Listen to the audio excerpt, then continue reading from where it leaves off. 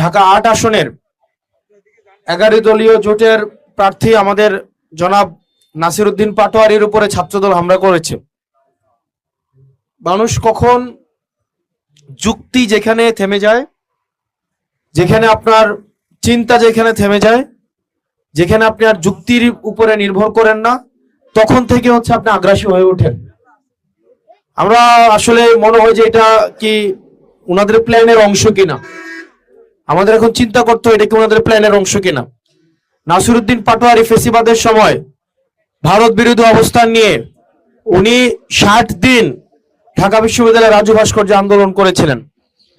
এই আন্দোলনে ওনার অবদান অনস্বীকার্য, কিন্তু আজকে আমরা দেখলাম গুন্ডা চাঁদাবাজ মির্জা আব্বাসের গৃহপালিত ছাত্রদল ঢাকা ৮-এর এরা আজকে হামলা করেছে নাসিরউদ্দিন পাটোয়ারির উপরে।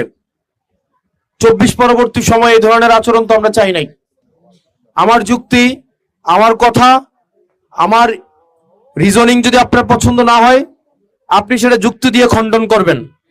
সেটা আপনি আমার বক্তব্যকে আপনি বক্তব্য দিয়ে খণ্ডন করবেন, আমার চিন্তাকে আপনি চিন্তা দিয়ে খণ্ডন করবেন। আমার চিন্তা থেকে আপনার চিন্তা যদি বেশি গ্রহণযোগ্য হয়, মানুষ গ্রহণ করবে, মানুষের উপরে ছেড়ে দিতে হবে। কিন্তু আপনাদের এই চিন্তার এই স্থূলতার কারণে ছাত্র দলের আজকের যে হামলা, এই হামলা প্রতিফলন ইনশাল্লাহ 12 তারিখ ঘটবে। এটা মানুষের উপরে দায়িত্ব জনগণ নির্ধারণ করবে আগামী 12 তারিখ। আপনারা সিদ্ধান্ত নেবেন।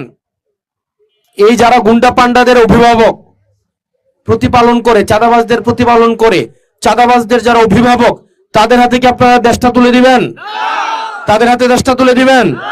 যারা চাঁদাবাজ লালন পালন করে, যারা ধান্দাবাজদের লালন পালন করে, যারা এটা জমি বিক্রি করলে এসে